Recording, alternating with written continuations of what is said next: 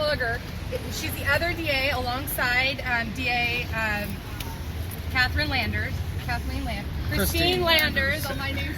So they sent in the other DA. I don't know why that is and why Christine wasn't here, but I'm not surprised. She's a coward. The other DA was, Twilliger.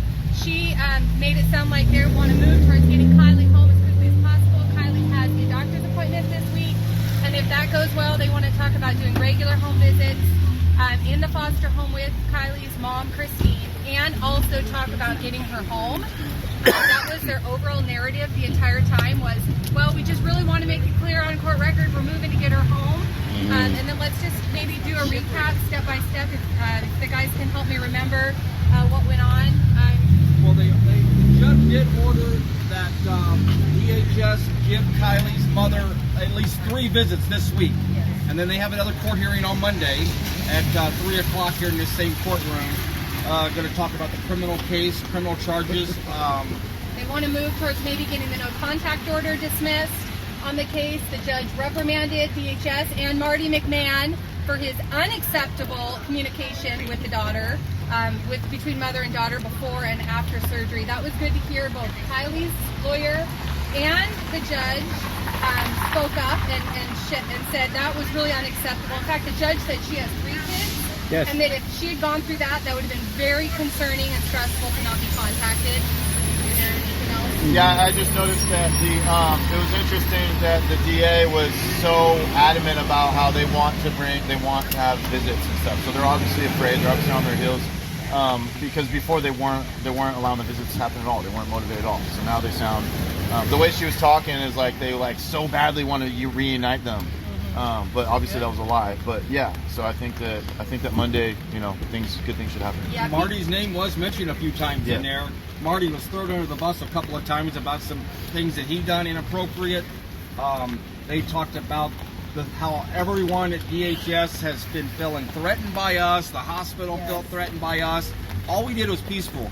One thing that's brought up is that not one of us was ever arrested for anything that we done wrong the last 2 weeks. No citations. In fact, the DA, Twilliger, tried to say that communication broke down because OHSU security had concerns of security threats.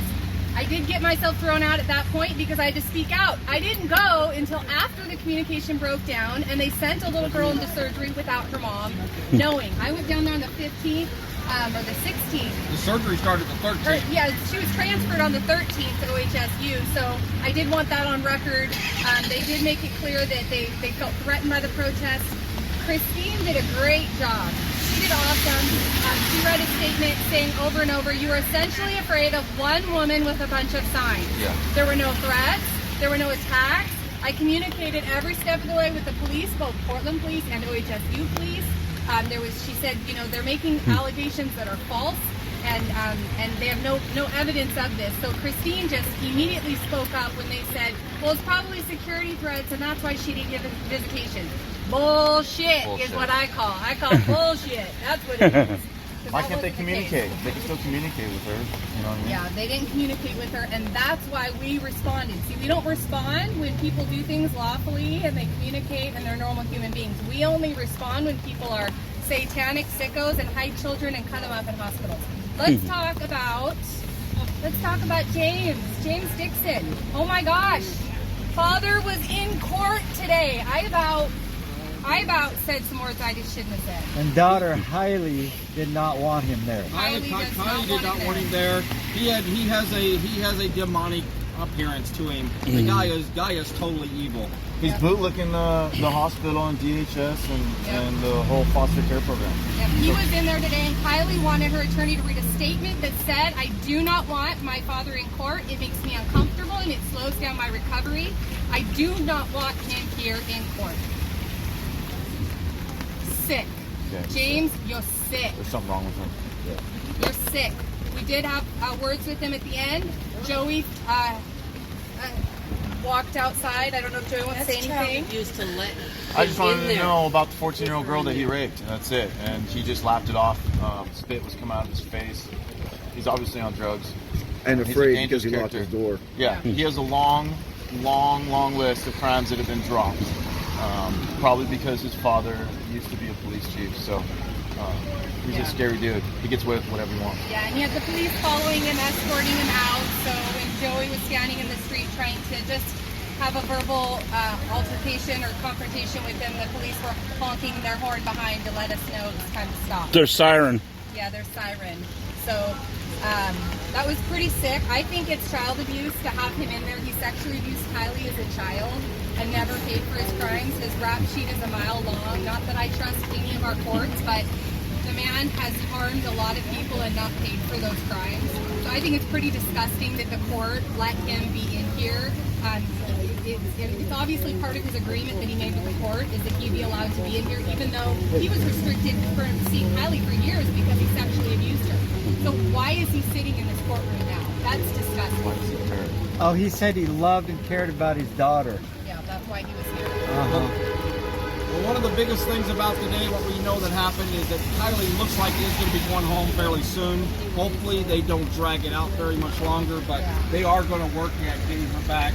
Monday is going to be another big day for her, and to finding out some more of the stuff. But the judge did order that the mother gets visitations at least 3 days the rest of this week, and then Monday. The DHS also, or the DA, said that visitations at DHS would be difficult because there were protesters out front causing problems, so they needed to move it maybe to another office if they were going to move forward with visitation there. Visitation needs to happen at the foster home or with Christine at her own home. Actually, she needs to just go home, so let's skip visitation altogether.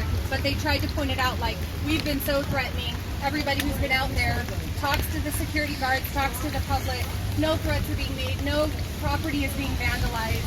We are getting loud. Yeah, getting a little loud. That's okay. We don't rip children out of their homes and cut them up. So we're doing pretty good here. So it's interesting to hear that they're still trying to say that we're so dangerous. Christine did read in a letter that I'm going to ask her if she'll get posted online. And she said, not only has this court been restricting my access to my daughter, but they're actually trying to restrict the First Amendment right of the people to peaceably gather and protest and redress their grievances with their government by saying we can't meet there because there's people and we couldn't see her at the hospital because there was people. They're literally saying the First Amendment terrifies them. Right. That's something for people to pay attention to. They don't want accountability. They got something to hide. So they say you have a First Amendment right and then you get penalized as soon as you use it. So anyway, I think overall, I think we're good. And we're not done, guys. We'll be back at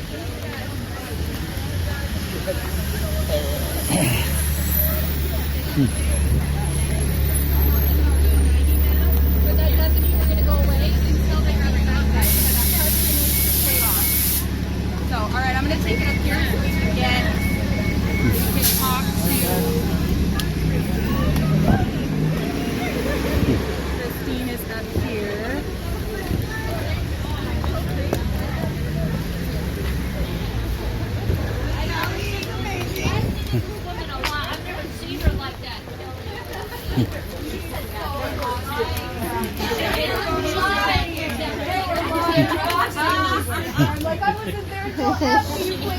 I know.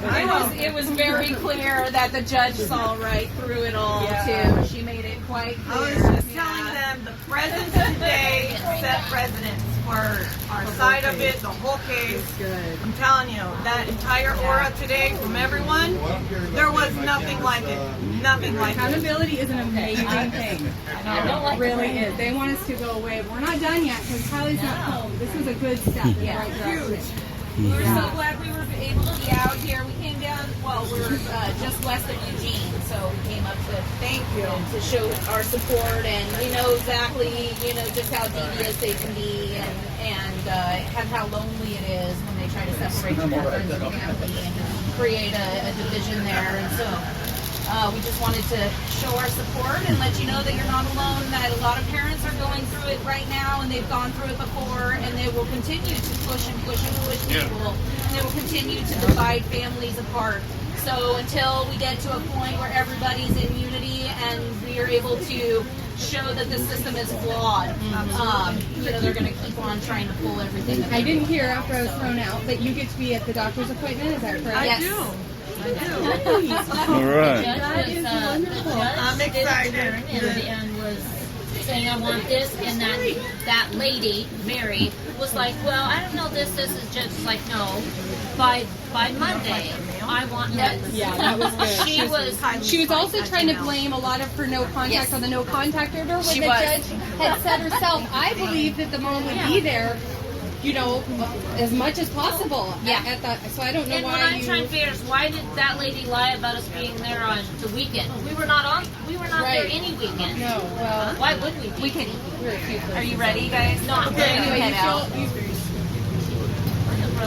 That's what is. Kylie looked pretty good, guys. Kylie, She looked amazing. Yeah, she looked amazing. She looked amazing. Like she said, there's still a lot of health hurdles that she knows she's got to go through. She thought she'd even be funny and take my finger and make me touch her scar without me realizing it until I did. But yeah, it's And she also put on record that she feels good, but that the surgery was still against her will. Yes. But she just wants to move forward and get home. Yeah. And that she wanted you there when she got to the hospital. And so anyway, that was good to hear from her. heck yeah. And I have 30 minutes to get to go see her, so I'm gonna go head over there. So I can make it. Yeah. Be back as often as possible. Wait a second. All right. You guys want to go down there real quick? Yeah, we'll go down here.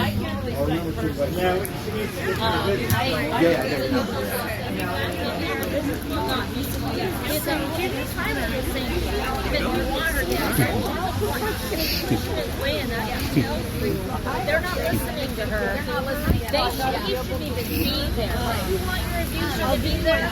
Would you want someone that's less to do drugs to be there? No, absolutely not. He's not allowed around any of his kids. I'm telling you, he is.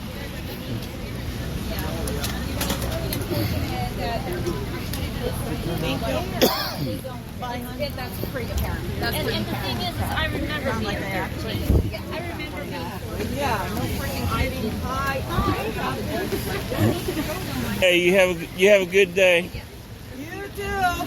Thank you. All right. God bless y'all. Good Thank luck you. at the meeting. Let me know if you want to give me any other statements. Okay, yeah. Send me the chicks Kylie's fight. I don't know. How do you know? You haven't seen him. All right. Oh yeah. We got church this evening, so we gotta get back over.